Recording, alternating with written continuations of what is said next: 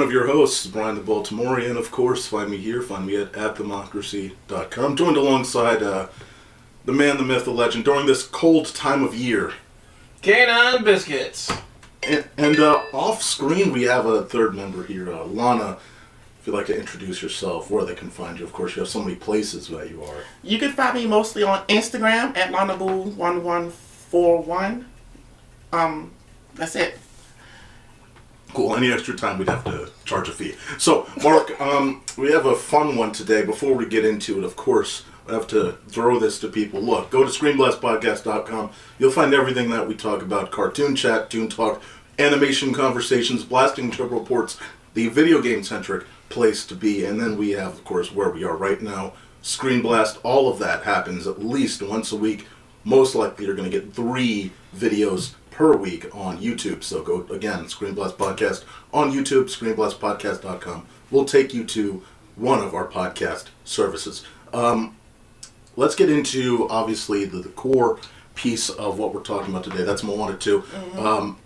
The ancestors are calling on us for a reason. To break the curse. And reconnect our people across the entire ocean. You want to get through it? You just gotta chee-hoo it. This has been a project that was confusing in terms of what it led to get to this point, how Disney slid this into production timetables for making it a film, and then our own expectations. Mark, going in, I mean, we both were kind of iffy on, okay, what are they going to bring to the table? I can tell you exactly what happened. I had to put my phone on silent, but last year, Silence is golden, by the way. Last year, you gave me a text, I think it was a year ago, or some change, but you gave me a text saying Moana 2 was announced. I'm like, dude, April, you're really early for April Fool's, dude. What the fuck are you talking about? And then I looked up Moana 2, and the teaser trailer is out there, and no. No, what the... Because we're in the know on fucking animation news and shit. We look up the fucking news on investor meetings and stuff. This shit was not talked about, announced anywhere. Yeah. So it literally came out of nowhere. This was a non-slate for a long time. This was we were even talking about this earlier in 2024 before the announcement about, Disney has a bunch of open slates. We don't know what they are. This was well before we knew that we knew Zootopia 2 was probably in development, but they didn't have a release date. We knew that there was going to be another Frozen, obviously, but there were a lot of films that were not announced for release dates, and it was okay, what's going to be there?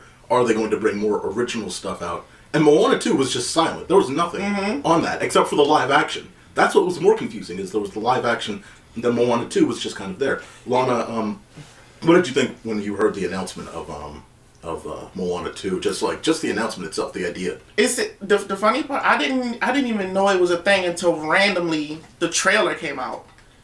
I didn't know about the live action. I didn't know about anything. It was just I stopped looking because I assumed that Moana was just a one and done. It seemed like everything got wrapped up. There wasn't really any room for interpretation. It was just the story happened and that was it. It's in terms of thinking about what was coming next, Moana was nowhere near my radar, at all. I was thinking they was probably going to pull out something, which ended up happening. I don't think it was going to be they're going to revive some other shit like Beetlejuice or something. And because 2023 and most of 2024 has been the year of the remake and remaster. So I'm they're going to dig up. It has been the 2020s in general. Mm-hmm, yeah. Yeah, you're right. A lot of legacy sequels: Indiana Jones, Top Gun, another Mission Impossible. But I give them movie, all that stuff. I give them a pass for 2019 going into 2020 and a little bit of 2021 because they had more of an excuse for that stuff. Everyone's in the house, no one's trying to make shit, so we just gotta dig in the vault for right now to kind of make money, stay relevant and shit like that. Absolutely. But now the trend is it's Just going keep on crazy. pushing. Yeah. Mark, I think Moana was a really good like one and done thing, but like, and Disney has a history of like, hey, if it works, we're gonna make like a sequel. Either it's a direct to video or a TV show. Like, Disney always makes a lot of would be good one and done things, but they always have to continue everything.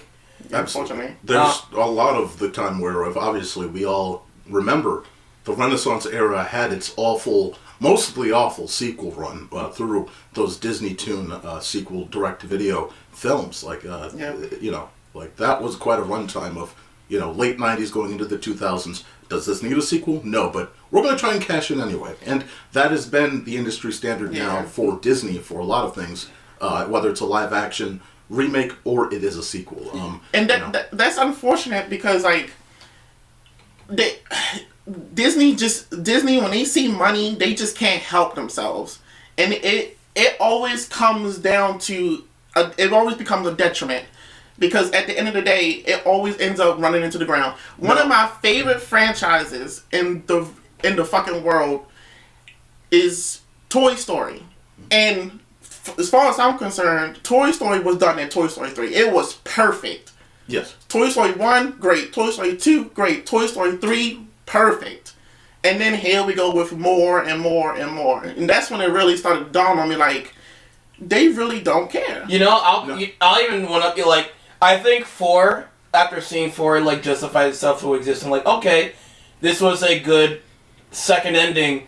And then they're still going. And it's like, we don't need another one after this. Yeah. Now, in defense here, I will say that Disney itself, though, Walt Disney Animation Studios, has had a run over the past 4 years of non-sequels coming out. It's been Raya, and it was Strange World, and it was Wish, and it was Encanto.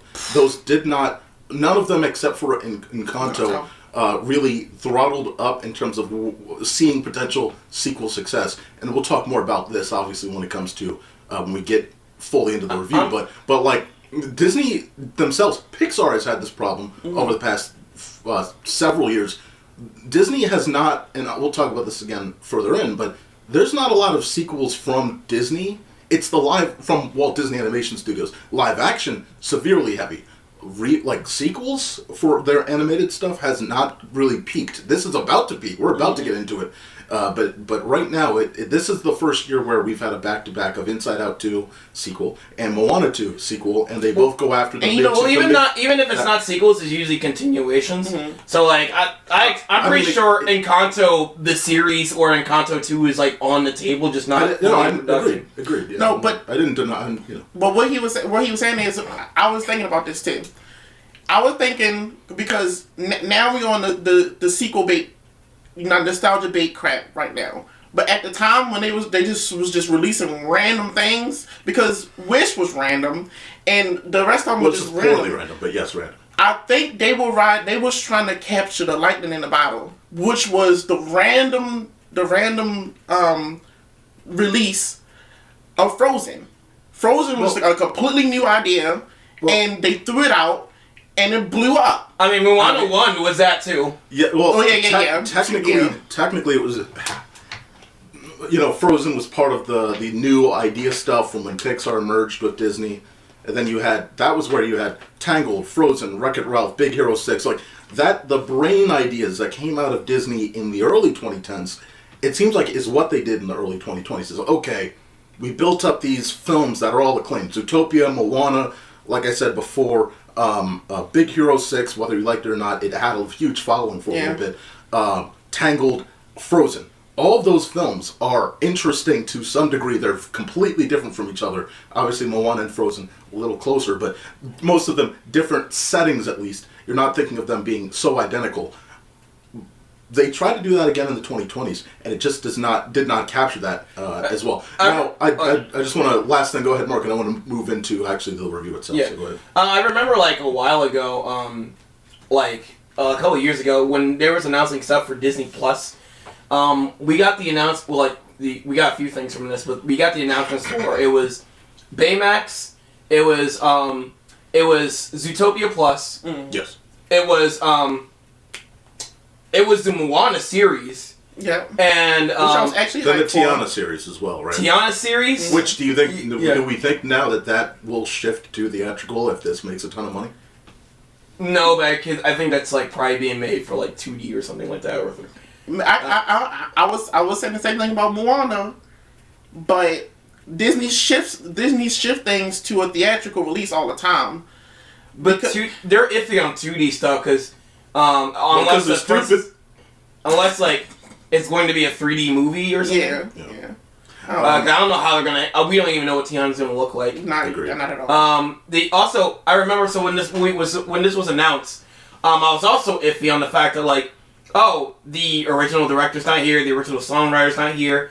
Apparently, and then we find out that like, oh, this was a TV series, and they had like sound alikes recorded, but like then they got like The Rock and the voice. I forgot the voice name from Moana actor later. Yes. And I'm like, wait, what the fuck's going on here? Yeah. That's why it's like the direction of the journey to getting to the point of it being released, I think deserves it's incredible, but it's disappointing at the same time because you would think Moana 2 under development would be treated better than that. But let's get into I'm going to get into the general ideas of what we think of the film itself here. Obviously, this came out in late November. This was the throttling for Thanksgiving having such a bombastic weekend. I mean, everyone went out to see this movie. This, I think, had a fantastic opening weekend. And it's expected to have a second follow-up week that is as strong, if not, obviously, for a second week fall-off's not that minor. Before we get into, obviously, the overall online discourse of it, I want to talk about what we think of this film. What does Moana 2 bring to the table that you guys enjoyed, you disliked? I'll start with you, Mark.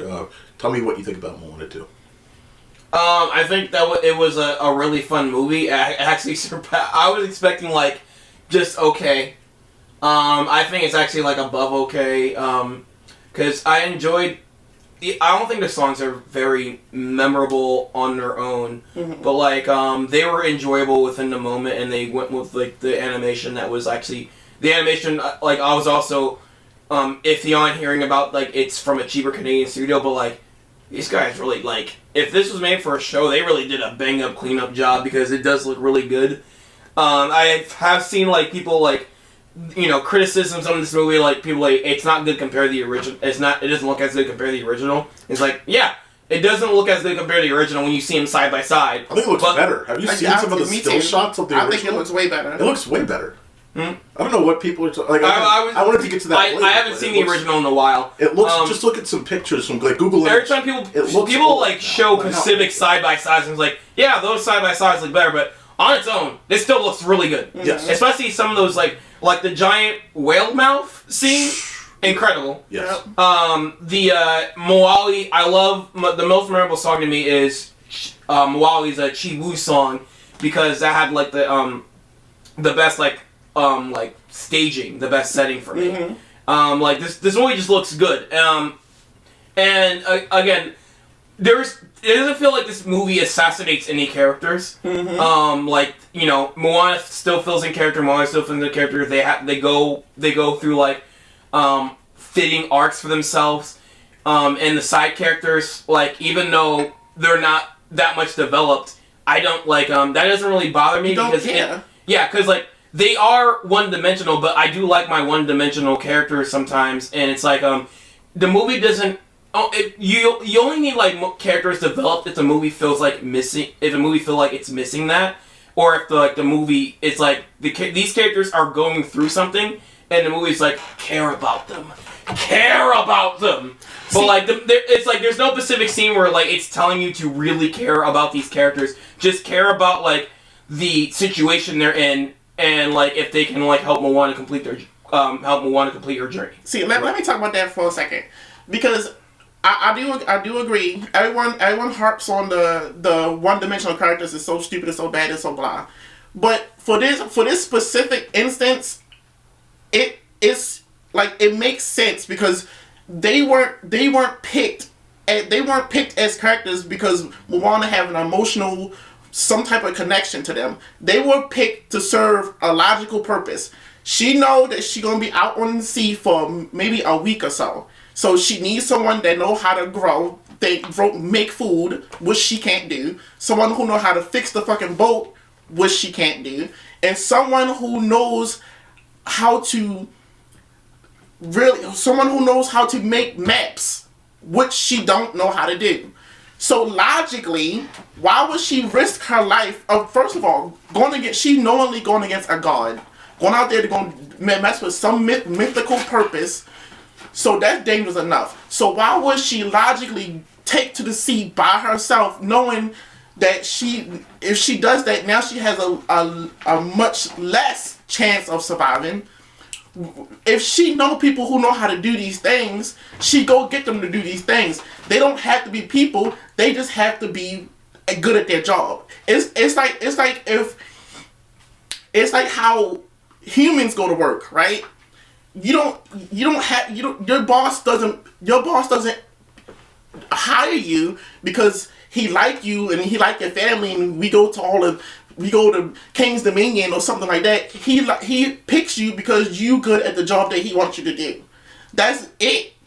And I don't know why people. It confuses me why people harp on them not having personalities when they're not supposed to have personality. They're just supposed to do their job. That's it. Well, now, let me. I just want to say before you guys get further into that discussion, briefly, I think to talk about the character points.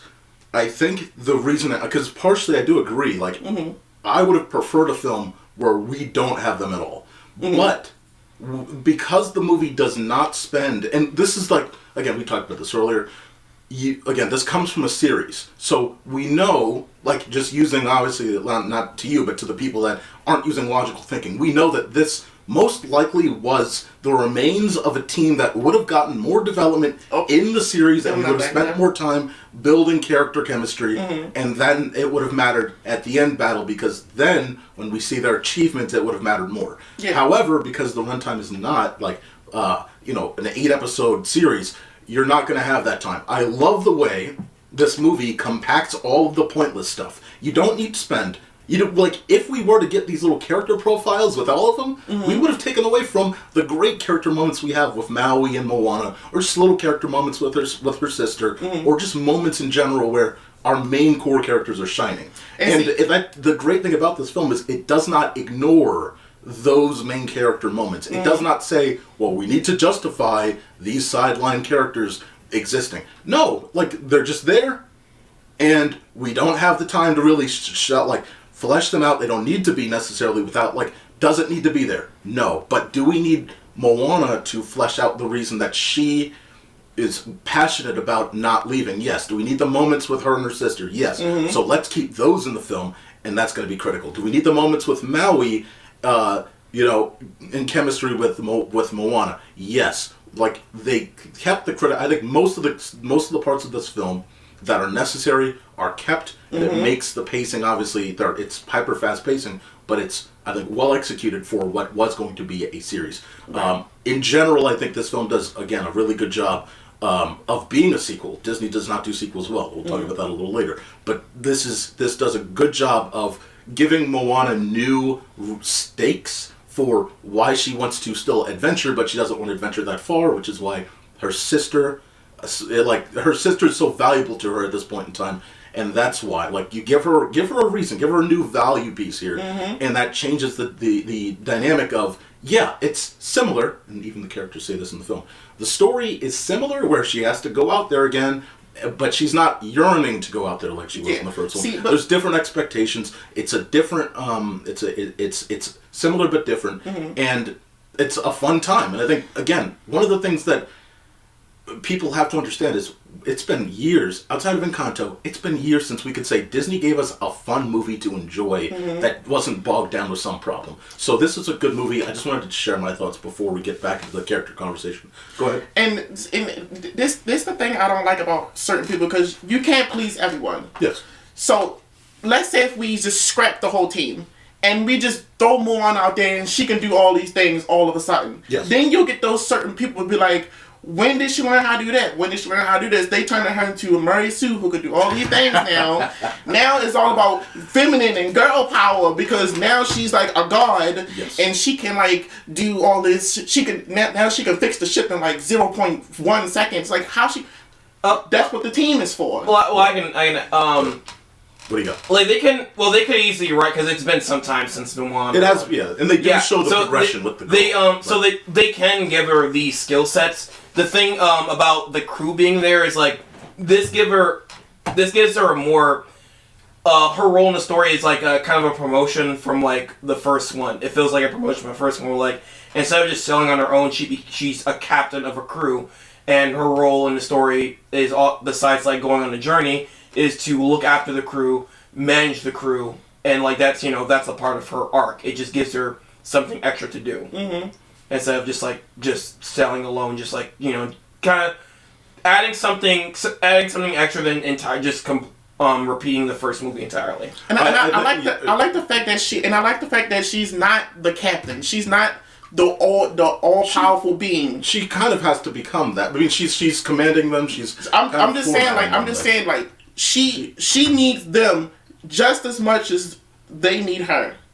That's what I like about it. Absolutely. However, by the end though, like she does get to the point where she's leading that. Well, them. It's like a tag team. Maui and Moana both are leading them in ways to line up. But like you said, it's a balance there. Again, I think this movie does as a sequel.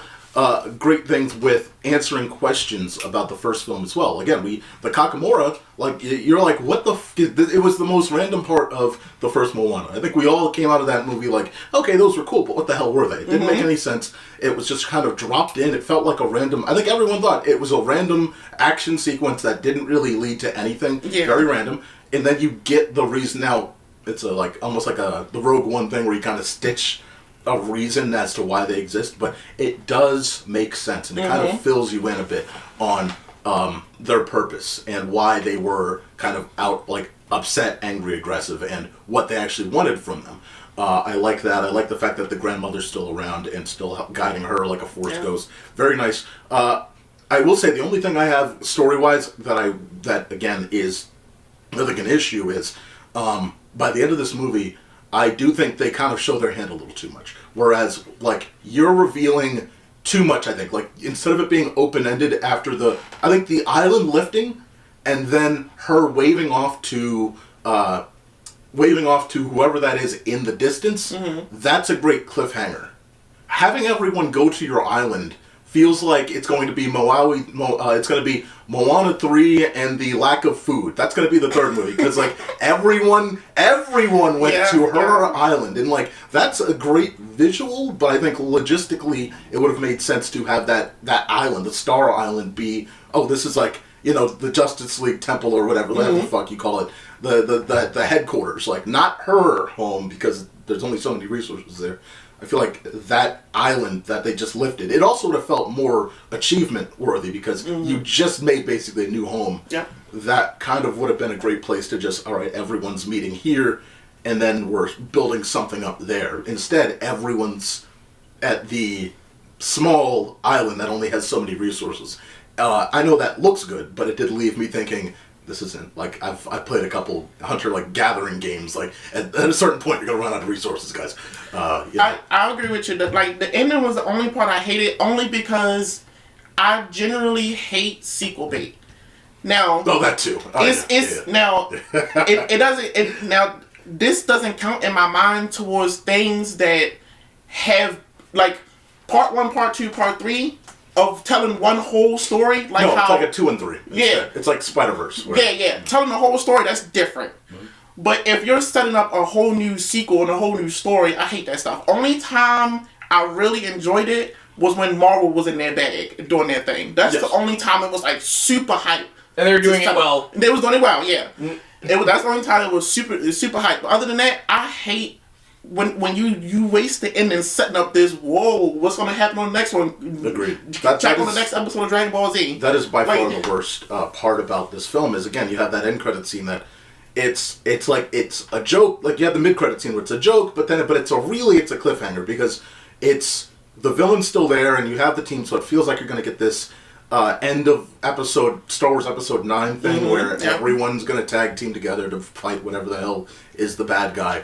I kind of just feel like this was a weird way to end it because, again, yeah, everyone's there, but then it's like, okay, unless you're not going to make a third movie, this is an awkward way to end it. Simultaneously, like, it is funny that Moana 2 and Frozen 2 kind of end the same way.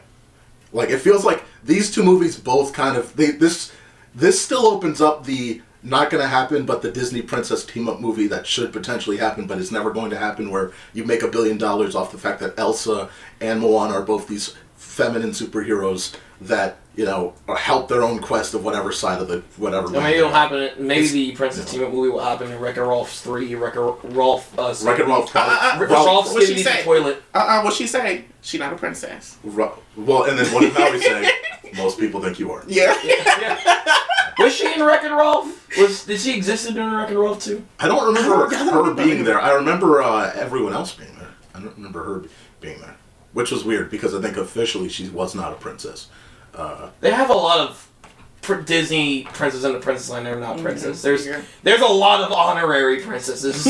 Yes. Absolutely. Isn't Tiana even? Yeah, Tiana. A couple of people in there that's not princesses. Pocahontas is in there. Is she? Yeah.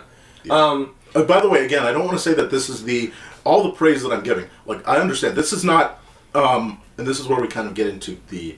I know I'll pass it to you, Mark, in a sec, but like, this is not. Like, I understand if you wanted The Last Wish, like Puss in Boots 2, that is a transcendent film that is better than the original, but Disney's not that desperate, right? DreamWorks has a team that actually wanted to tell a story that was worth telling and goes that far. Moana 2 justifies itself as a sequel, but it's not like, we're not talking like, oh, you know, you need to do all of it. Like, no, like, it's not Spider-Verse 2. Yeah. It's none of that. But it is a good sequel. And I'd say it's not even in my top 3 animated films of the year. It might be in my top 5, but it's right around Inside Out 2. Though I think Inside Out 2, after thinking about it, does better things. Yeah. It has some cool traditional animation moments. It has that joke with the video game character. It does a good job with Riley. So Inside Out 2 still sits a little better for me. I can't think of a theatrical animated Disney sequel that people love. That's what I was going to get into earlier. Like, Wreck-It Ralph 2 got criticism. Frozen 2 got criticism. And that's about it. They haven't done sequels. Theatrical sequels. And even then, let's say, this was a part of my other note was, let's say you hypothetically wanted to include Disney Toon, which this should be credibly talked about as more in that, because most of its development was for what? Disney Plus, which if you compare would have been more like a Disney Toon sequel. This is better than most of the Disney Toon sequels outside of, and maybe as good as Lion King 2, right? Like, was Lion King 1.5 Disney Toon, Mark? Yes. Okay, so that's better. Okay, but I think Lion King. But let's say Lion King 1.5, like Lion King 2. I think this does as good a sequel as Lion King 2 does, and I think there is no sequel better that Disney does in the 21st century than Moana 2 right now. Like, Walt Disney Animation Studios. If you want to include Pixar, by the way, after the Disney acquisition, when they started milking sequels, like, this is as good as, like, Monsters University. This is better than Finding Dory. This is better than Incredibles 2. This is better than, like, Lightyear, the prequel. Like, there's if you want to compare... Hey, animation-wise, it was cheap as fuck, but Aladdin 2 was pretty good. Okay, I haven't seen it in a while, but I'll have to get back on that. I've seen a lot of them, but I have not seen that in a while. Oh man, let's not talk about The Incredibles 2. Yeah. So, but all of those films, but like you want to compare, let's just say 21st century wise, Moana 2, like that. This is why. So okay. It was solid. Do you have any final thoughts on Moana 2 before we get into the overall reaction? But you're talking about because Mark, you haven't said Moana. It does have an ending. It is just like they leave the cliffhanger to like the post credits. Like for me, when the cliffhanger at the post credits is like, okay, I don't count that as like part of the main movie. Like the main movie does have an ending. It's just the only thing that's missing is what happened to that bat lady. Yes, and also she's probably the only issue I have with the film as a still character that's kind of stuck because you still have to solve that problem. It's like it's kind of solved, but it's not. Well, it just makes that because it's like they're I guess it's originally a series, or if they're trying to leave some room for a sequel now. It's Probably like for season 2. That it makes that whole scene kind of pointless and it goes nowhere. Yes. I will add in one thing. I think even though so first of all, Moana 1 is my favorite animated 3D movie ever. Ever. Well, like Disney or like Disney. better than DreamWorks? Like Puss in Boots better than Ever. Yeah, I can see that Moana 1's fucking great. I love it. like better than Tangled? I wouldn't. Tangled, It's not. Zootopia? It's all of it, but it's. There's a lot of 3D animation. Listen to me. Go ahead. Listen to me. I'll take Moana 1 over Tangled. I'm one Listen. of those. That was fun. This is not like a technical review, right? This isn't me breaking down the animation and the music, the reasons why. The reasons why the movie Moana 1 is my favorite movie ever is because it hits me on an emotional level personally. Fair. She has in Moana 1, her relationship with her grandma and the ocean is so symbolic, and it touches me personally in my life because I had that type of relationship with my grandma, and the whole theme of the movie also speaks to me personally in my life. So that's why it becomes. It's not like if I'm just reviewing it as a movie. It's not. It's obviously not the best. I get you. But it's my favorite personally because it really speaks to me. That's right. Right. Yeah. So I give it a 10. Now, Moana 2. I still enjoyed it a lot. I said a 9.5, but I think I dropped it. I'm gonna drop it down to like an 8.5. I really enjoyed it, but I really do think, even though I really enjoyed it, I really do think it probably would have been better as a series. I think it would have been better as an actual series, because if it's this good now, I think the switch to making it into a theatrical release was a mistake. Actually, well, huge. Keep in mind, the animation wouldn't have been dressed up. They fixed it up for theatrical. Yeah, you're right. And there are probably added elements. But let's take out the story. Just the story alone. Just take out the story. I know. I'm thinking about like story elements to make it coherent as a. That's true. Well, just possibly, I don't know what these are, but I'm just saying the possibility. Deleting the new budget and the new animation. Even if the visual got scaled down to meet a show, I think the story, the actual story that they was trying to tell, would have been much more fleshed out and complete. Fair. And I think it would. I think as a whole package, because you would have a lot more time to really, develop characters, develop the conflict properly, and then defeat the guy. You know what I mean? Yeah. So it all happens very quickly. It would, and it's funny because I was asking Mark. I was like, Mark, was this movie like fast? It seemed like it was over like that. Well, it has the Rise of Skywalker syndrome, where it's just everything's moving a mile a minute because it has to. Like, there's so much packed into it, but it does it way better than Skywalker. But it was actually it was literally almost the same. It was only a few minutes behind. It was almost the same length as the first one. It's just that the first you can really tell that this was made into a movie from a concept that was a show because how fast it felt like it was going. Absolutely. So if it was just if they stopped being pussies and just released it and just made it into a show. Oh no, they just wanted money, because you make a lot more money from the box office if you got a success than you just throwing out on the street. Oh yeah, you're right. That was again the Disney had announced it. It wasn't a pussy move. If anything, it's a more risky move. Disney had because Disney had said they had tracking data on this film as long as it had been on Disney Plus.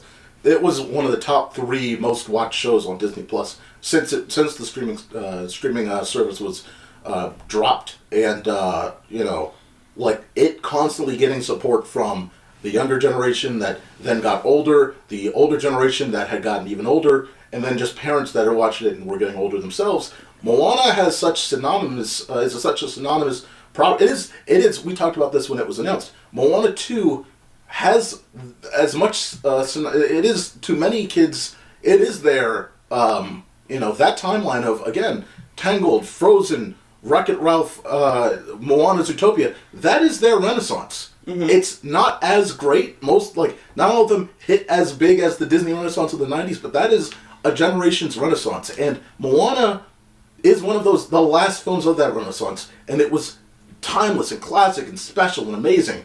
So announcing a sequel, whether or not it was a series or not, boosting it to sequel status and making it theatrical globally, that was a no-brainer. I think it is. My bigger issue is that Disney is dog shit, treats their animation studio like dog shit. They do. They did, again, like Frozen 2. They didn't have a core point for that film to the end. It was rushed, it was last minute, and you can see it. Moana 2 should have been carefully and consistently treated with care going into this theatrical release. It should have been announced as a theatrical release. It should have been treated as a theatrical release, and not just, and now we're going to switch tracks. That's where it's annoying and stupid. That is what pisses me off about Disney for the past 5 years, is you've got just this carelessness about these properties that people love, man. They love Zootopia. If Zootopia shits the bed, there is no reason for that. Same thing we talked about with Pixar, with Incredibles 2. You had 14 years to make a sequel, and somehow you did not have a plot line for 14 years. And then you had to fast-track this thing toward the end of it. How the fuck is that possible? How the hell do you get to that point? It does not make any sense. And so, Moana 2 is a lucky draw for Disney. It is the luck of the fucking draw that the story that they had in the series is good enough that they could add a few things here and there, stitch it together, and it was good enough for me to say, guess what? You did better than fucking Raya and Wish. Both of them, by the way, were made to be theatrical animated films. Yep. They both got the budget and the story time development to be theatrical films, and somehow Moana 2, a streaming series, did better on its plotline than both of those.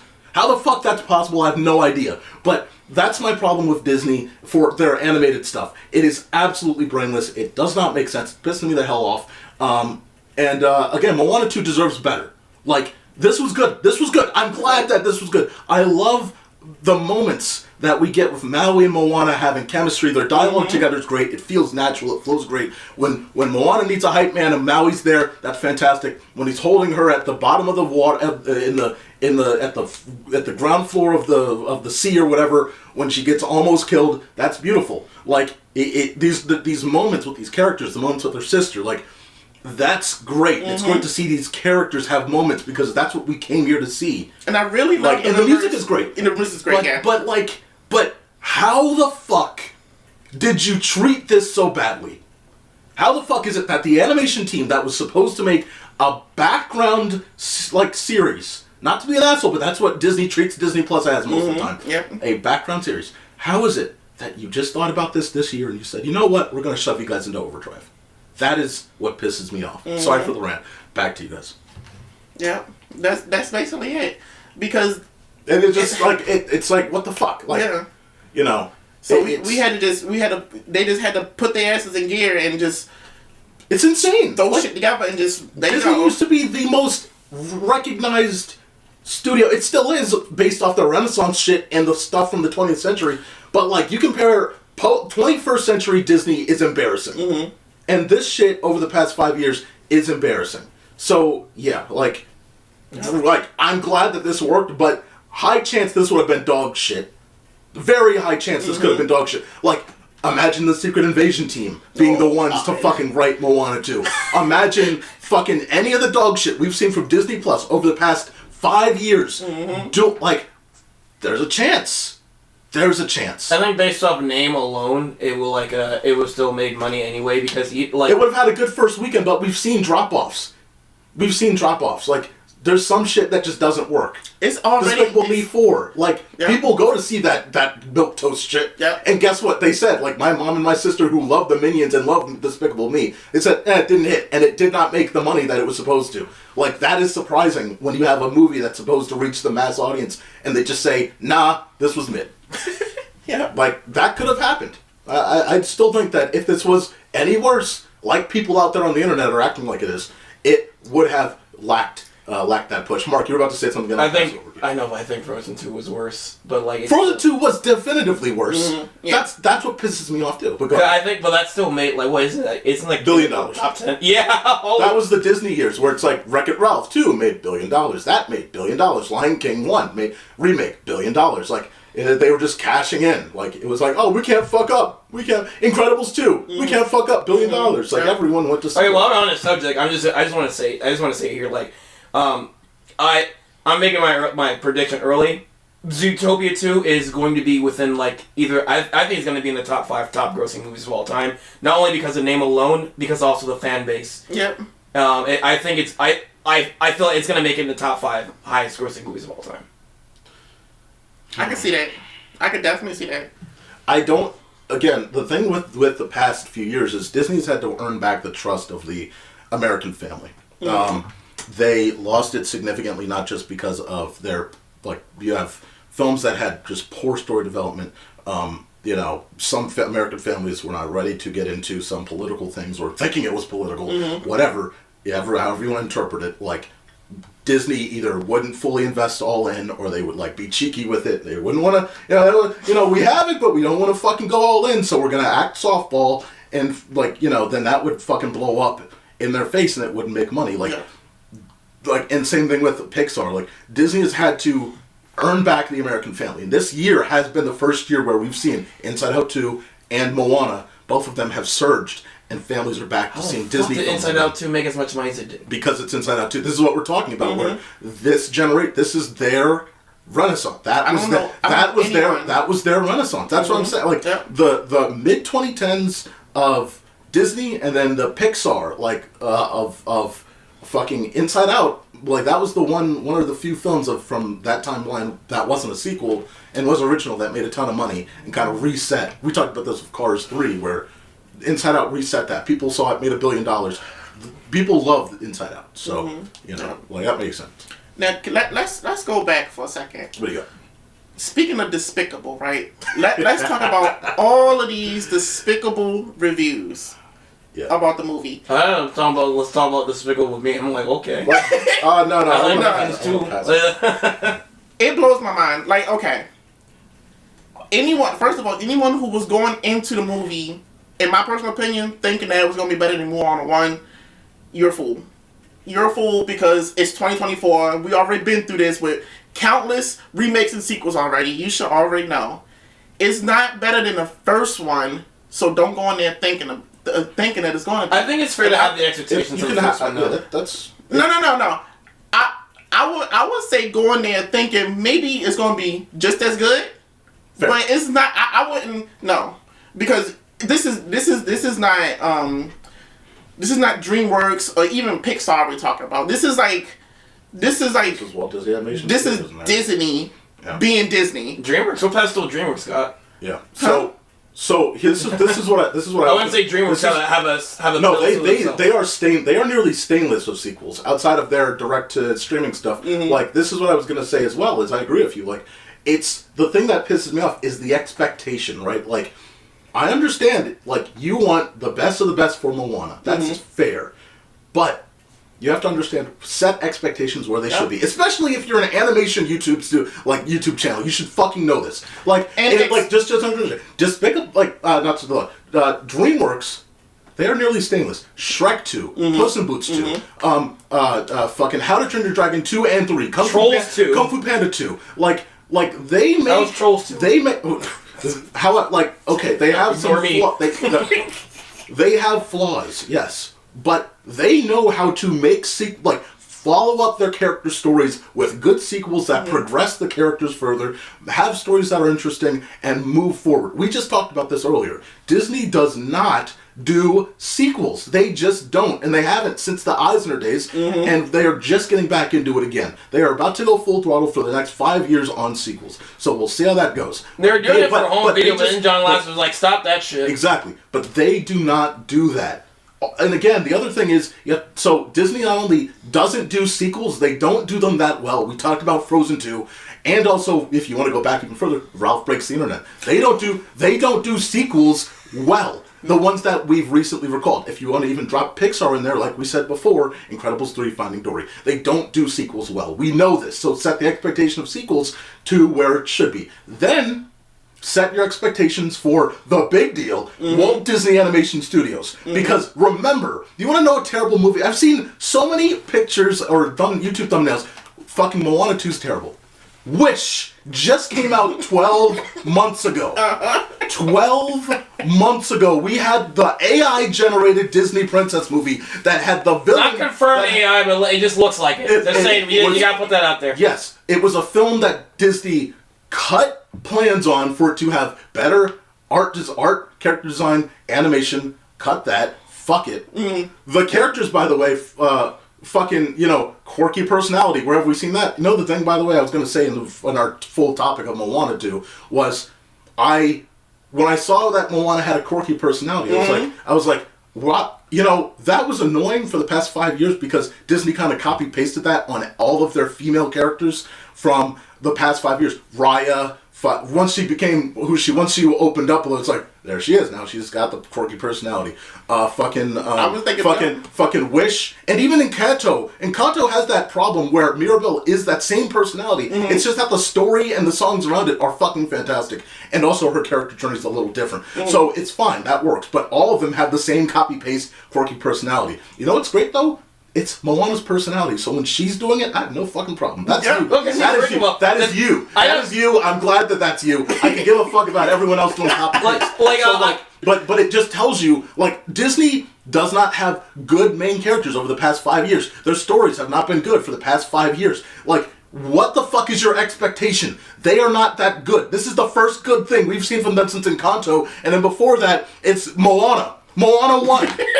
Understand the expectation. This is good. This is give them a break. This team was a streaming team. Okay, guys, stop fucking dogging this movie. It's the worst thing ever. Sorry. And the miracle for me was the Moana team is the Moana 2 team is a completely different team. Well, almost completely different team for Moana 1. Exactly. And they still nailed it while adding in their own little flavor. Yep. Now, Moana and the first Moana 1, she was pretty quirky and stuff, but the animation, I don't understand how people say the Moana 2 looks so much worse, because she was quirky in the first one, but the animation just couldn't convey this well enough. But in Moana 2, she's very fluid, bouncy, and she has all these facial expressions, and she can dance, and she can do all this stuff, and she can hit flips and everything, and it's so cool. Yeah. And it makes sense, and even the little kids, the annoying little side kid characters that you see in all the other Disney movies, that she'd be like, here they come. In this instance, it makes sense because of course Moana will come back to the island and become famous. Because she literally saved their perception of the world, right? Right. So of course you want to have all the little kids. She's really the first superhero to be alive in their presence, and now she's like a god. So you're gonna have copycat kids coming around dressing like her, asking her a bunch of questions, being bouncy and trying to. It makes sense. Yeah. And she has fans. Yeah. She's the first wayfinder they've had in centuries. She is doing things that they haven't seen since they had ancestral stories that they've told about. She's the first person in recent memory to meet gods. Literally. Literally. She brought back Maui, and it's that's. If I knew someone who met Jesus, I'd be like, holy shit, you're a legend. By the way, she got struck by fucking lightning. At this point, she's goated, alright? She's goated. Come on. But, well, going back to what you guys were saying, I think it's, I don't think people should set their expectations, though. I think it's fair to set the expectations on par with Moana 1, because, if I was to say even based off, it's not the same team, it's not the, it's not the same circumstances. It's just the IP alone. It's still what's important. It's you still should have, those people behind the scenes should still be under that pressure, because for me to set my expectations low, even knowing behind the scenes everything else it would be hypocritical because there's other IPs that have like sequels and stuff, and they have also different circumstances. Star Wars, and like I have high expectations for those, and they don't meet those expectations. But like even though things are different, it's just like yeah, it's fair. It's just the only criticisms I just don't understand personally. It's just like the look, the animation. Or like I don't even understand the story. Like the story, you can argue has flaws, but it's not a bad story. Like you're putting these characters in certain directions that progress Moana a bit more. Like it's understandable why she would be hesitant compared to being excited in the first film. You can see the journey is yes, you're going like you've seen that many times. I can understand when people are feeling that it's not as good. I enjoyed it. No, I enjoyed it. The only thing I don't feel is when people like this. Well, this for all the criticisms. I can understand all the criticisms are saying not as good, not as good, not as good. I don't get the criticisms are saying it's just downright bad or downright awful. I've seen YouTube videos that are labeled "this movie's awful" or "this dreadful sequel," and it's like it's not bad. It's fine. If more than anything, it is just very like if you look at it on the surface, it is just very safe. Safe. It does not always mean bad. Like I know it's not a movie, but like the new new Super Mario Brothers games, I don't really care too much for those, but they are very generic. But they play it very safe. And you know so they're not bad. Yeah, and the certain specific criticism that I don't understand is.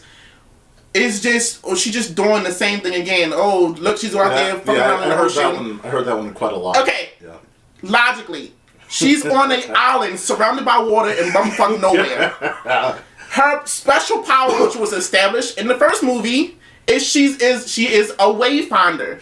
Her whole purpose is to sail. That's her godly power. I don't understand. What you want her to do? Go to the moon? Like, I don't understand. She visited water last time. I'm tired of her visiting water. It doesn't make sense. Well, like to me, what? It's fiction. I can assume other people have their own ideas. It's just like if I would agree with those ideas or not. I personally like this direction. I mean, could it be better? Sure, but like I can't think of a better one. Maybe the third one will be better. Because I do have high expectations for the third one because that's going to start production as a movie instead of just a show this time. Which there's probably leftover script from like whatever show they made, but like no, they should just wipe it and give it respect. I need third one, give it some fucking respect. It was funny when you're talking about like, all right, well, how does the sequel like the sequel relays kind of similarly to the first or whatever in terms of what they give the character. It's like Mark, I remember we were at RetrieverCon at the beginning of the year, and we did the top 5 DreamWorks films, and I said How to Train Your Dragon 2 is in my top like 1 or 2 films of DreamWorks, and like some guy responded, he was like, "Well, that kind of progress isn't that like it gives Hiccup the same kind of character situation." It's like, and at the moment, I couldn't really divert away because it was like, yeah, it does. And I couldn't really respond because like I'd gone through all these. I did a PSP panel an hour before. We had been doing all that all day. Like mentally, I was like out of any responses. But How to Train Your Dragon 2 is giving a similar journey for Hiccup, but it's in a completely different context. Like that's the thing. Like it's not. It is. Yes, it's similar, but it's different. Like what are you taught? Like if I could actually have said that or remembered, like yeah, this is just like Moana 2 here. Like no. How to Train Your Dragon 2, much better, much more gravity. It is. But, like, in a similar case, both characters are going through a similar scenario of trying to get someone to do something or get them to warm up to an idea or just move them in a way that was harder to do. Like, similar character progression, not identical. And that can be fine because we all face similar things. Guess what? Every day I go to work, I take the bus. It's going to be a different bus next time, but take the same bus to a different route. Like, like it's not the best analogy, but you get what I'm saying. And again, it made logical sense because Hiccup is a dragon tamer. Yes. And he deal with dragons. Yes. And up to the point before the point he made contact with the dragons were viewed as like mythical demons, threats, right? Mm-hmm. So of course, just because out of nowhere we got this one little dragon that he got and it's cool, everyone isn't automatically going to take to this idea. So of course, there's going to be more themes of dragons are cool now. You got to be cool, and then some people are of course is going to push back against that, or be radical. I think this was the third one. What they try to want to steal all the dragons. Yes. And it's like that makes steal the dragons for death or profit. Yes. The base synopsis of the idea is boy meets dragon. Dragons are good. That's it. So. It's like, of course, it's going to be more dragons, more boys trying to convince people. You gotta keep that journey. It took more than a film, and it's like, again, that's all I'm saying about Moana. It's like I don't understand these criticisms because, like, what you want him to do? The first one is about trained dragons. The next one is about fighting God. Like, what are we? Like, yeah, that's the same with Moana 2 here, where it's like, look, like, again, the character progression. Like, the other thing, by the way, Mark, you had talked about this when you'd seen some reviews. Maui being tied up, it's like, well, Maui was trapped when Moana found him, if I'm not mistaken. Oh, yeah, okay, so like, here's the thing. He was trapped in the beginning of the first Moana. Like, this is normal for him, basically. He was already defeated. He gets fucked up, and then someone comes along, and it's like, hey, appreciate you. All right, bye. He was literally useless. He was defeated. Like... And the funny part is Moana, even in Moana 2, Moana didn't even end up saving him. It was the team that the new dynamic is I really liked it was more Moana 1 was more about her doing her job for the universe and saving Maui and bringing glory back and everything, right? He didn't feel like that much in danger. It was just more. He seemed more just inconvenienced than anything. Yes. Well, that's his general attitude. That's how he was in the first one. No. Even though he was just tied up next to a mouth that was throwing up at him. There wasn't really any like danger of death. Well, we know now because she wasn't trying to put him in danger, but. At the same time, even if he was actually in danger, that's how he was in the first movie. That's how his character is. He was literally stuck on an island by himself with no powers, and he couldn't he was stuck. Yes. And even though there were people coming to like save him with Moana can't. Yeah. He still pushed it off like I'm a demigod. Like I don't need no help from a human. I'm a demigod. He was gonna do the same thing with the team, by the way, until he saw that it was boat snack, and he was like, oh fuck. Right. Oh fuck! This team's related to Moana, and then suddenly he's like, "Oh, never mind." That's just that's not him. That's not him being like There's no character assassination. There's no character assassination. He still acts the same in both situations. Well, like here's the thing. Maui himself, he is like he would be like an OP plot device because anime movies do this a lot, where it's like this character is an OP plot device. If they just do their shit, there's no movie because they would just end the threat. So what we have to do is we have to either take away their powers or freeze them or like just take them out of the movie. So that's kind of their solution for early on within the movie. Just tie him up, just like inconvenience him a little bit, and then bring him into the rest of the story. I agree with what you're saying, but in this instance, this isn't true. Because in the established universe, Maui. The power scale is way beyond him. He's weak. Like he didn't just oopsie poopsie get inconvenienced. He got defeated twice. No, not for this threat right here, but like not the beginning. It's the reason why he just couldn't be there to begin with earlier on. You're talking about the very beginning of it. Yeah, that's why he can't be there from the very beginning because he would just make the very beginning easier. Yeah. Of course, the threat has to be much bigger than him later on. But like, there's a reason. That's the reason for him to be tied up because it would be too easy if he was just around. Yeah. By the way, the animation shout out to the animation team for that final boss. People saying, "Oh, this doesn't look better than Moana 1." Those weather effects look like they were Twister. Like they look better than Twister. The tornadoes looked fucking glorious. Yeah. The everything. The colors were great. Everything looked beautiful. Like, still very good. Still not better than the best tornado sequence in cinema history. Explain what that is. Because that is the tornado sequence in Clyde with a chance of meatballs, my boy. Fucking Flint Lockwood running up the ladder, going through the car, going down the slide, and then you get the monkeys like jelly beans. As a fan of disaster movies, that is annoying. But Watch the movie again. That scene is fucking awesome. It's good. Fuck you. All right. I think the way it flows and the way it just stops, it was so good. Yeah. And another thing, I think the stakes. Okay, so I'm not a huge fan of the MacGuffin, which is the whole island, right? But the stakes to get to the MacGuffin was much higher. Listen, I love. Well, it's something. Last movie, MacGuffin. Like, you know. But that's what I'm saying. But I love we'll talk about MacGuffin separately. But I love Tafiki. It's just great. But which one is that? That's Moana 1. Oh, that was Rihanna. Yeah, okay. At the end of the everyone, come on, that was fucking Rihanna. No one wants to say it. That island, listen, that was Rihanna. Listen, that was the closest one. I was like, there's no fucking way that's not Rihanna in like mocap or whatever. That's fucking Rihanna. Listen. That's besides the point. My point is, Tafiki, she was great. She was a wonderful threat, but at the end of the day, all she was doing was throwing fireballs, right? Yes. The stakes were up because not only when she reached the god's bubble, she was cut off from all of her magic powers, so she didn't have the water to save her ass this time.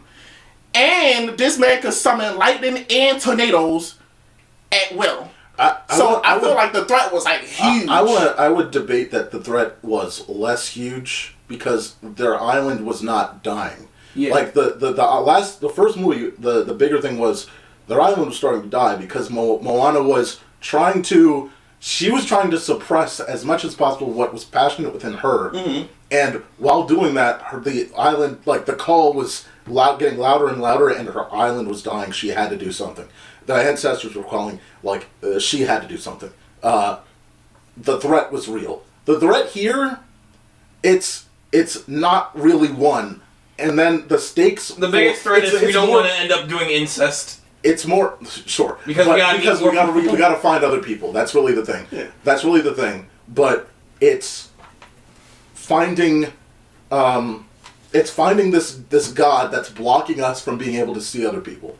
And if we defeat that, then we're good. So it's...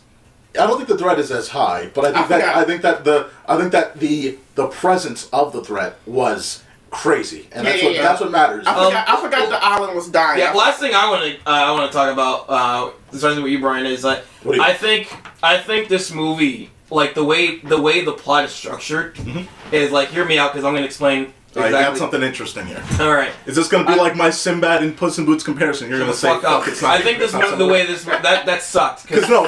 So, okay, let me just explain. I'm going to explain this right now. Shush. So, okay, Puss in Boots and Sinbad. Mm-hmm. Okay, well, he's snoring.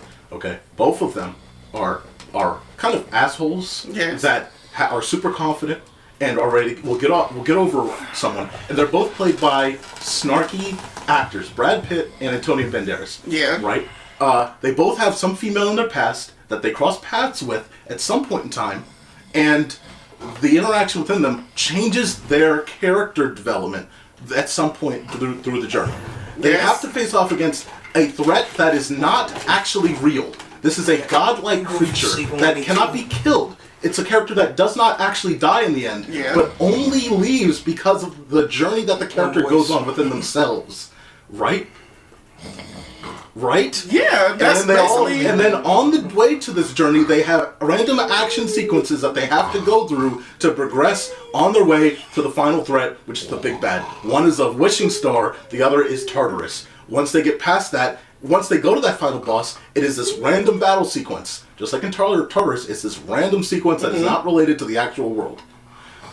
All I'm saying is, both of these films, if you like, they are one-to-one to each other. It's good to see. The reason I compared was, it's good to see that DreamWorks made something that is technically better in execution than what they did in their past. Yeah. Like, you don't even need to watch Sinbad anymore. You can just go and watch Puss in Boots, and you get a better story, a more fun time, and it's great. Sorry, it's done. It's done. But now. Hello. I always love a chance to explain that because it literally is like DreamWorks just did a better version. I never thought about it, but yeah, that's the basic. Yeah, that's basically what happens. It's literally 1-to-1. It's just one's much worse. That's all. They're made by You the same explained it company. before. I wasn't listening. It was. Yeah, Mark was like, it's not the same. I'm like, bro, it's the same. And he's like, I didn't say it wasn't the same. I just said it was boring. You said it was boring, and no, you said it doesn't. It's not the same. It doesn't matter. No, I didn't. I because never it's said it boring. wasn't the same. I never said it wasn't the same. I just Fine. said it was boring. It's boring, and it doesn't matter.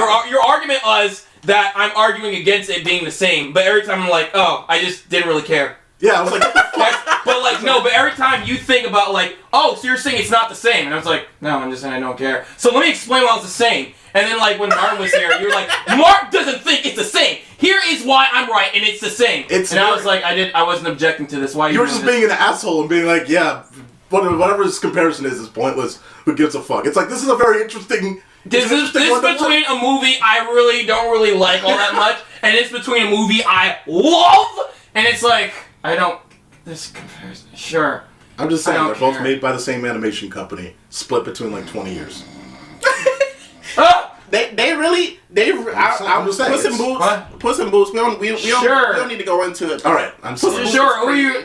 Are you informing Lana? Or are you like trying to inform me I'm on nothing? informing the audience that I had a comparison that I love to throw You out. already did the comparison to the audience. I've done it twice again. now. It's great. Okay, I guess. Do you want to feel like you're right about something? Because Yes. I didn't object to Desperately. anything. I Desperately, didn't say. yes. Yeah, you want an argument inside your head once again. I know, I feel With like- yourself. All right. Anyway, Moana. The stage to Mark. The stage to Mark. Oh. Okay, now I'm finally talking about it. It's like, did I like tell you I had something to say like a fucking like 10 hours ago? You had a comparison. I was like, Yes, I'm gonna bring all up a right, there we comparison. go. I wanted to bring up my I'm comparison. not saying that I wasn't a comparison. What I'm saying is, this is how Kung Fu Panda 4 should have been structured. It should have been about Aquafina Fox, like she's trying to help her village or whatever. Po is in the role of Maui, where he's like on his own, doing his own thing, and she's and like Aquafina Fox is like she's trying to do her own thing, but she's also her the legend of the Dragon Warrior and trying to find him and trying to meet up with him while Po does the same thing. They meet up later, and then they save the Gotta beat village the together. chameleon. Yeah, get Yeah. the chameleon out of there. Yeah. I think this is like the way this is structured. The plot. This just kind of should have been how 4 was structured, because 4 was came out this year. I keep forgetting came out this year, but it was that was a bad sequel. That's what I don't understand. I did not see on the internet this swath of Kung Fu Panda 4 was terrible. I didn't hear. No one said that. I did not see the internet explode about Kung Fu Panda 4 the way that they're exploding about Moana 2. And it just kind of tells you that sadly Disney just still has the dominance over DreamWorks. And I guess. Well, here's the thing. I can only assume because Moana only had like one movie, and that movie was fan-fucking-tastic. Meanwhile, Kung Fu Panda already had 3 movies, and people weren't as high on the 3rd movie, but it was still good. Yeah. So it's like, well, this DreamWorks is at it again and making another mediocre sequel. Fair. I've always hated. Okay, that's not true. I've always hated one aspect of Kung Fu Panda. That it always annoyed me with every single sequel. It's like, His belly? I know, I have to lose weight. no, Sorry. it's the reset of the status quo. Like the world around Po seemed to change. The people around Po seem to change, and the things around Po seem to change. But I hate how at the end of the movie, Po gains all this super profound enlightenment and these new moves and these new superpowers. But then by the next movie, he's back to being same old Po. And then I have to disagree with that. Only the 4th movie does that. Exactly, yes. Only the 4th movie, because like he grows every movie, except the 4th one dumbs him down significantly. and all 3 actually Like, have different themes going holy on. 4 just cow. repeats shit. But I understand. You would think that by the 3rd one he'd be like a god or whatever that doesn't laugh and make fart jokes. But by the 4th movie, like he should be like even more progressed. And instead, again, like we talked about this with the Kung Fu Panda 4 review. All of you can watch that are watching right now. The Kung Fu Panda 4 introduction to Zen, when she's like playing around trying to steal something from the Jade Tower. Po should be taking that as seriously as possible, and I hated every second that he was like, ha ha ha, and she's like, and she almost gets away with it. I'm like, dude, stop fucking around. This is the Jade Palace. Like, why do I care? Why do I care more than you? This is the Jade fucking Palace.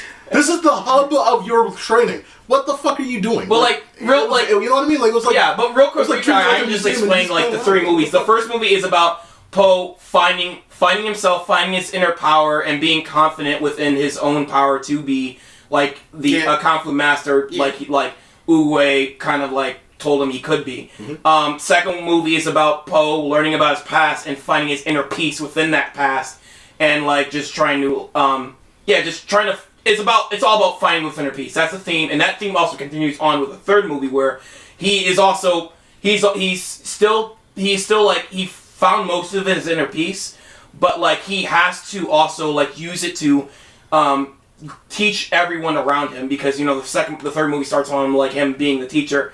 He's no good at it, and no one thinks he's as good as it. But like he's finding inner peace with everyone around him, and like helping everyone else learn with him.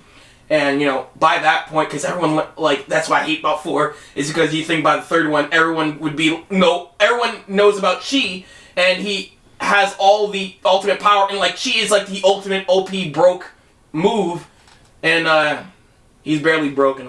I guess you're right. I guess you're right, Brian, because for me it's a mental thing, right? Because Poe. I guess you're right, Brian. Fuck you. No, listen. I do love that Marcus went on this deep explanation. It's like, anyway, Brian, what you said before. Mark's over there hurting. Give that guy the credit. No, because I mean, yeah. Now I'm thinking back on it. Yeah, you're right. Those things happen, but I guess Brian was right before. I was expecting him. I don't know. I was expecting him to be like the other masters. You know what I mean? Like, yeah. So he started out as this crazy bumbling fool. Well, not crazy. Just comedic. Just constantly like, he started out this crazy bumbling fool. Yeah. Then in the second one, he kind of had like a Luke find himself type thing. And then by the third one, I was expecting him to be like this sublime, like mystic kung fu god. You know what you wanted? He should be the tone of the Furious 5 by this point.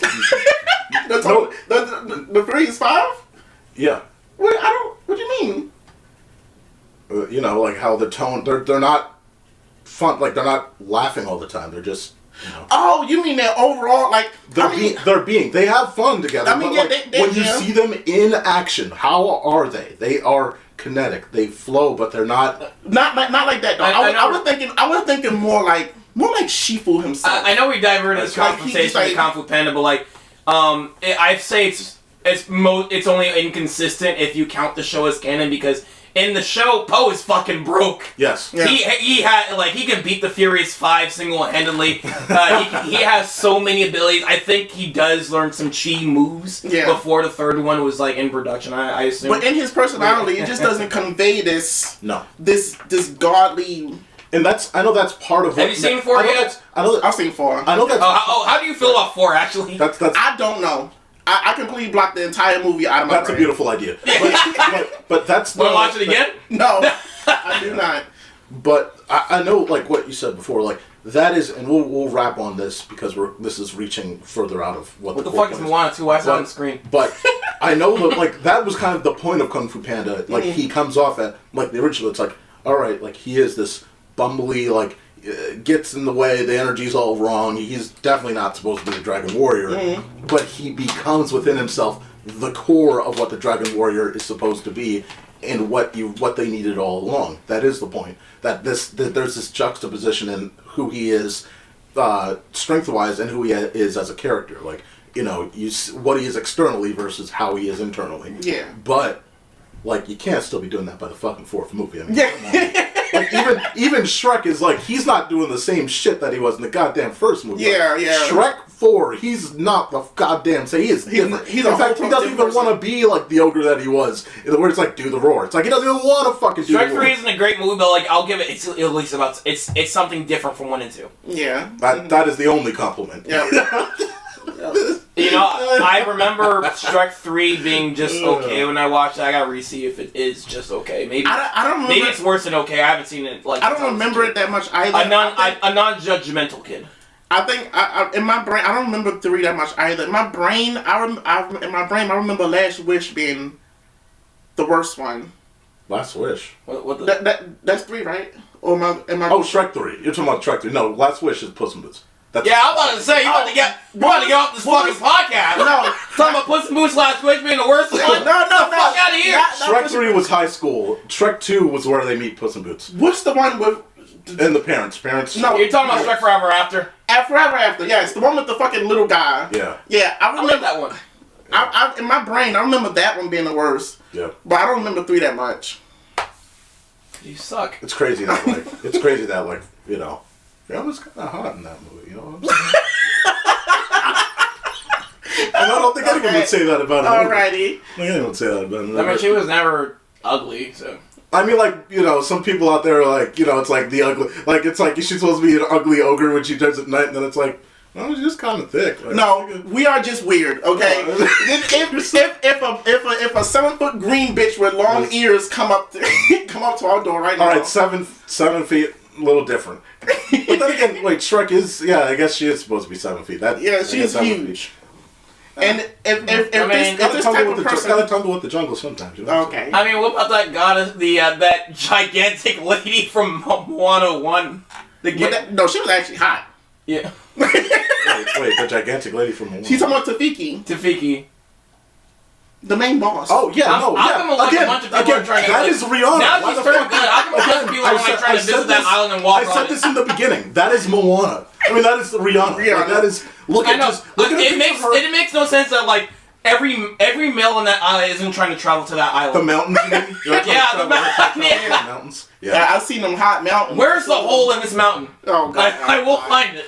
On that note, The backside of the island is not a place that we go. It's not a place that we go to. That's not lava. That's just shit. okay. All right. Hey, they're into that. All right, we are. This has gone far enough with definitely a Moana 2 conversation, guys. We're gonna wrap it up here. Mark, final scores. We're gonna go run through these. No, we don't really do scores, do we? No, we don't really do scores. So 1 out of 10. good. I want to hear it. Just if I were to score this again, it's not my top. So now we're doing scores, huh? I thought we weren't doing scores. If I were to, I okay, wanna hear Mark, it. I wanna hear it. so let's do this because we're about to get into the end of the year. We're getting to the end of the year here, where we're gonna obviously kind of rank our favorite animated films of the year. I think this is like right in the middle for me. Like it's not the worst and it's not the best, but it's Okay. there. What about you? What competition is there in terms of animated shit? I said this before. There's a billion things. So all right, I'll give you this. Well, Inside Out 2, Kung Fu Panda 4. That's not. I said what real competition? The Wild Robot, Transformers 1, Look Back. Look back in the Wild Robot I'll give you. Yes, I wasn't Transformers 1. I was fine with. but I think this is much better than Transformers 1. I think it's not as good as Astrobot, but it's still Fucking God. But Astrobot had a story mode. That was pretty fun. Okay. That was movie-like right there. But yeah, it doesn't reach the brilliance of the Wild Astrobot, Robot. yeah. It doesn't reach the. It doesn't. I don't even think it gets. It's. I think the 2 Disney sequels kind of work well with each other. Inside Out 2, Moana 2. I think Inside Out 2 still stacks better, but I'm not putting Inside Out 2 any higher really. I'm not splitting them up. I'm putting them right together, and they're not as bad as like we said before. Kung Fu Panda 4. Apparently, What Despicable Me 4. I like this movie. I think Inside Out 2 does more creatively Yes, for me. absolutely. So I'll put this over Inside Out 2. Agreed. And of course I put Look Back, Wild Robot ahead of this. Yeah. Other than that, like everyone moved to the back of the line. Oh wait, Dumpster Battle better than both. To me, it's better than both Inside Out 2 and Moana for me. I had a lot of fun with Dumpster Battle. I think it did a good job. That was fun. No, but like it's just fun. It didn't really stick to me. Same thing. I can say the same thing with Spy Family. I think Spy Family is lower than Inside Out and Moana 2 for me. Yes. Yeah. That's why it's on the low end. It didn't really stick to me. I think I'll put Dumpster Battle. Someone that didn't really watch Haku but still enjoyed the movie. Did I say the name right? Haikyuu. or something. Dumpster Battle's an anime movie Yes. from a. Excuse me. It's a movie for a basketball anime. No, volleyball anime. Thank Shit. you. Oh. Volleyball anime. Quick fix. You're about to fight. All right. The first Slam Dunk was good. That was a basketball anime movie. You gotta watch that. If you like Dumpster Battle, you gotta watch that. I And do. I don't even watch Slam Dunk. By the way, what about you, Lana? Have you seen much of the animated films this year? Where would you put this? Yeah, I watched Wild Robot. I haven't seen Wild Robot, but Absolutely. I've seen the rest of them. I don't know. I haven't seen Inside Out 2. I haven't seen Inside Out 1. Okay. Beat me up. Crucify me. It's the concept. I keep hearing this. I keep hearing huge praises. It's like 10 out of 10. It's great. It's so much love. But the concept. I think it's really great. It's a good movie. It's a really great. Yeah, I don't think it's a brilliant, amazing. That's why I was like weirded out when they made a fucking sequel. I was like, what are you gonna do it to? The concept just the overall concept just doesn't interest me. Like it doesn't grab me personally. Mm-hmm. I know again a lot of people love it, but it doesn't grab me personally. I never watched it, so I never wanted to watch Inside Out 2. Oh, that's because it's this Pixar stereotype concept where it's like, what if this like concept thing was sentient? Yeah, pretty. Yeah, and it just That's because that's the same thing with like toys. Same thing with Toy Story, same thing with Bug's Life, same thing with Elemental, same thing with this. What if emotions were sentient? Yeah. What if cars were sentient? It's just a Pixar. It's a stereotype. It was Pixar thing. Inside Out 2. I mean, Inside Out 1. I understand the episode. I understand why we wouldn't necessarily pull into it because that was a time where Pixar definitely started sliding, like conceptually as to what we thought it was at that point. So I do understand that. However, Inside Out. Between the first Inside Out and the second Inside Out, there's only, I think Soul is the only other movie that is as good as Inside Out 1 and 2. Wouldn't you say, Mark? By that, like between Inside Out 1, yeah. it's been almost 10 years, but Pixar has not made much. Like I was better saying, than like that even than Soul falls in that first one. category. Like when if black people were like real sentient creatures, Coco. When if Mexicans were real sentient Coco, creatures. that's the other like, one. So Coco, Inside Out, and Coco Inside Out. You can't see him up here and you can't. Like Lana's like. No, I know you had to get the reaction in, but I'm not giving Mark any fucking further. On that shit. That was atrocious. Black people had get out of here. When black people had feelings, when Mexicans had feelings. Anyway, Yeah, Moana 2 is still almost just as good as the first one to me. Of course, you know, it's some things that put a little lower, but it may be. I can't put it in a second. It's top five. One of my top 5 favorite animated movie, 3D animated movie of all time. You're putting this one. No, I understand because you're so attached to the character. It doesn't now. Moana 2 doesn't speak to me as much because it doesn't harp on the same values as the first one did. It's a whole different movie. But you're telling me that Over the Hedge does not get close to what you feel. No, not even close. Even Moana 2. Oh fuck! I'm sorry. I forgot. Like I think Minoru Snail is like in my tops. Yeah, I forgot to mention that one too. Yeah, that one's also absolutely. Yeah. Even Spider-Verse 1 and 2 was. You are putting that above Moana 2, aren't you? I'm sorry. You are not. As a movie, not as your favorite, but as a movie. It's as a movie. Like it has to be. It has to go over. It has to go over Moana 2. Okay. Oh Jesus Christ! I was about to overreact like shit. That's why I was prepared. That's why I was like sitting. I was sitting there thinking about and after I was done thinking about it, I was gonna get up from my chair and just like throw my chair. I was like trying to build the caution code. And me and Bryan just came from a Spider-Verse 2 concert, and we just like been refreshing how great that movie is. It lost a lot of personal stake with me because again, Moana 2 doesn't share a lot of those core values that really spoke to me personally. Right. So it doesn't invoke the same emotions. So it's just a movie now. Right. So as a movie, it has to be 5. Number 5. Top 5, number 5. Of all time. That's why I put it. Of all time. Yep. That's great.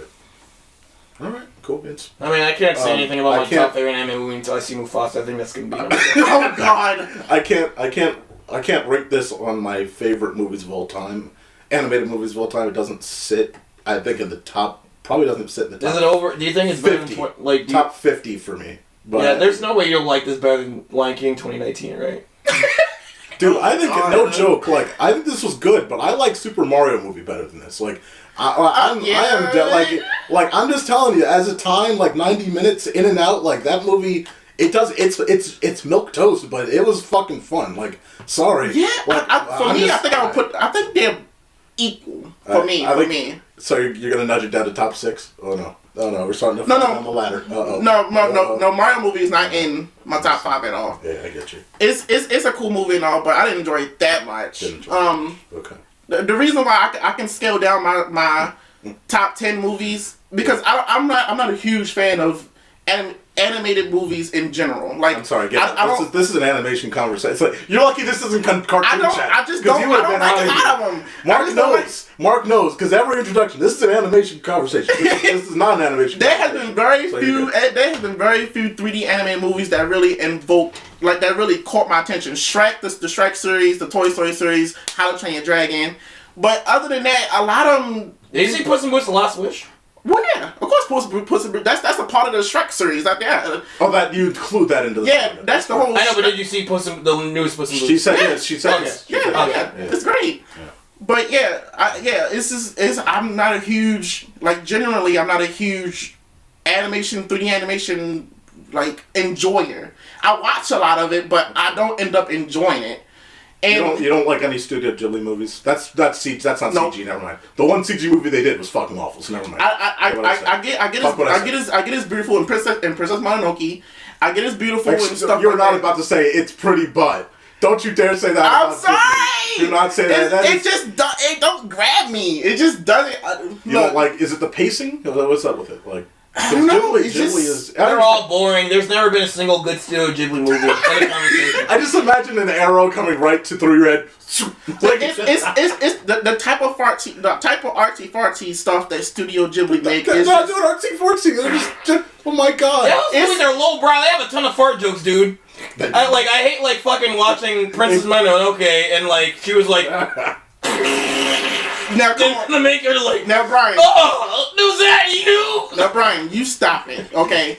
You know that Studio Ghibli, they make some really artsy fartsy stuff. Here's the thing. I think the only real artsy fart. Here's my issues.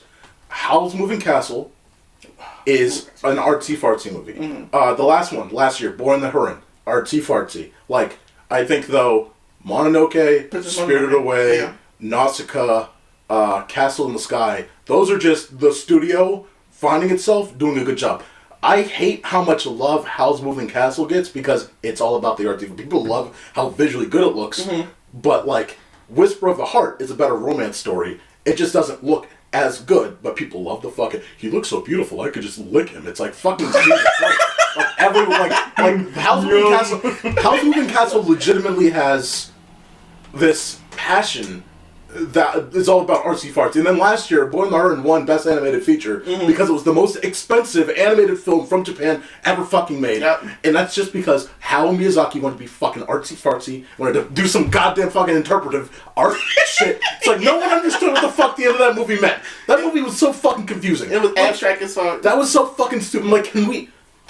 Well, then they just leave the house. So what was against? It was against Robot Dreams, something else. It was against Robot Dreams. Spider-Verse 2, and we were like, that should have won. Mm-hmm. And then it was against, there was another movie last year, it was goddamn fantastic, and I was like, even that could have been better. But, I haven't seen Robot Dreams, I think Robot Dreams should have won. Robot Dreams? Spider-Verse, I can see because it's because it ends up to be continued. I'm still putting Spider-Verse up there, above. It's great, but I'm just saying, I think it does, the to be continued did take a point off. That's fair. Yeah, I get that. All right. But I mean, basically, what the fuck is Moana 2 doing on the screen? What is this? Yeah. By the way, Born the Heron basically ends like a goddamn cliffhanger because they just leave the fuck, and then we left. You guys didn't resolve shit. You just left. Fuck you with that movie. Yeah. All right, guys. I hope you enjoyed our Moana 2 conversation because that's what we do here. Of course, over at ScreenBlast, you can find a ton of things, and we upload on YouTube at least twice a week.